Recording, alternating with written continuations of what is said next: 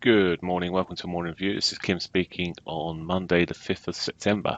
So, looking at the euro dollar first, and well, Friday, the euro couldn't actually hold on to the gains made from the slightly disappointing employment numbers and gave back most of its gains quite quickly. Um, it, it's having a little bit of a rally this morning by the looks of things. Since the Asian session, it's been pushing through again. The expectation is quite interesting. Someone gave us the figures from um, one of the analysts, and suggesting that the rate is now moved to 55% chance of being increased in September. Realistically, I think most of the other analysts are actually expecting it now to be December and not changed in September. So this could see a little bit of follow through in terms of the strength of the euro and the pound, etc., against the US dollar, for now at least. Of course, every single figure would be watched quite closely from all of those countries as well. Particularly today, we've got the PMI data coming out for the services in the UK, so quite an important number at 9:30. Right, anyway, let's look at the euro dollar first, and well, it has, let's say, crept back up this morning. Sorry, it's Goldman Sachs. It's just come back to me who had suggested that we would see a slight, or there's an increased chance of a rate increase in September. So there we go. Anyway, that means they've probably shorted the market. Moving into the euro, first, as I say, it got a potential of pushing up. It's pretty much back to its daily pivot already. Not far to go now. That in itself, well, it's not been an easy market to read in terms of direction. Coming back to the dailies, it was actually, in fact, selling off pretty well up until early next week, well, late last week, even, or mid-late. It was early last week. From there, it's well, pipped up. So Friday really blew things, and then, well, it's not overly clear now, and it's quite choppy looking. My preference is actually to wait until see what happens when the daily pivot's been hit, and maybe at that stage look at the potential short side, maybe drawing on a trend line across the lows here, wait for the break of that and see how it rolls out and is affected. But to me, it looks iffy and probably erring towards the downside on the euro. Looking at cable, so start the bigger picture. Bigger picture has given us a bit of a shooting star in the end on Friday, which it gave back some of the early gains, but not as much, anywhere near as much as we saw on the euro. Well, it gave quite a bit back, then gained a bit back, and it's been chopping since. Again, we're potentially likely to be. We've got a sort of a daily bearish candle there. We've got a bit of a potential bearish candle shaping up on the 4-hourlies here. Now we've already hit the daily pivot. What I'm seeing here is erring slightly towards the upside and possibly the double top from Friday with that R1 area. But again, it's quite simple for me at the moment here.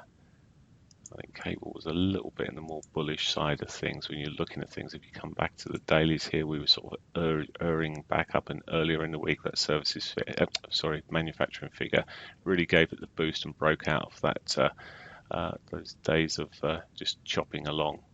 Now, really, then I'm looking at the break here.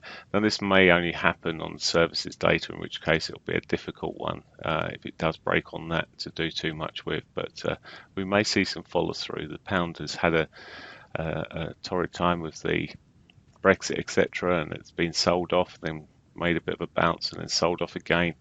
Maybe if it can get some good numbers in here, we'll see some continuation and a bit more strengthening. And on the bigger picture, we'll sort of see it moving back into its well, that gap fill is what I'm really looking at on the big. I'm looking at the weekly 21 as well, still to be. I mean, we've got a quite nice bullish candle there, and I'm just looking to see if we can get back up to there. So. There we go, that's cable. Let's say Services PMI coming at 9:30 this morning. Dollar yen, well, given back some of the gains that the dollar had made, it's hit its weekly pivots, etc. And from there, well, it's now, well, still looking a bit iffy. It's sort of almost rolled over too much in hitting the daily and the weekly pivots here. It looks weakish at the moment, but I think I'd wait to see if it breaks below that weekly pivot. If I was looking to short it, it's not a currency I'm trading at all at the moment. Maybe I've missed some decent upward movements, but if it gets back above the daily and the 60-21s, I'd be a bit more bullish on it and maybe try and trade it back up towards its R1. But at the moment, it's erring to the bearish side. Aussie dollar.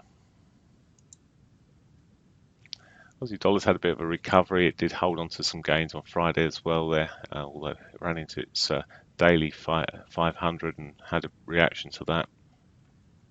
At the moment, well, pitching up reasonably well. There's no expectation of any cuts in the interest rates tomorrow, and it's, as I say, benefiting at the moment. It has got the weekly pivot untouched below, which always gives it the potential to be hit from that. But at the moment, as I say, pushing up okay. It's actually it's daily pivot. No, daily pivot. I'll need to have a look. Where's the daily pivot then? Daily pivot's been done. There we go. And it's, well, R1 just above us. Maybe push up towards that weekly R1 and 500 that sits way up the top there. Okay, Aussie dollar and finally Canadian dollar. Well, we've seen a recovery in the price of oil a little bit, and we're seeing that coming through on the Canadian dollar. It really held on to the gains, and that was possibly helped by the fact that the dollar was rising quite steadily as well. Let's just flick onto the dollar. The dollar had quite a nice shove up there on Friday. It's just running through a little bit.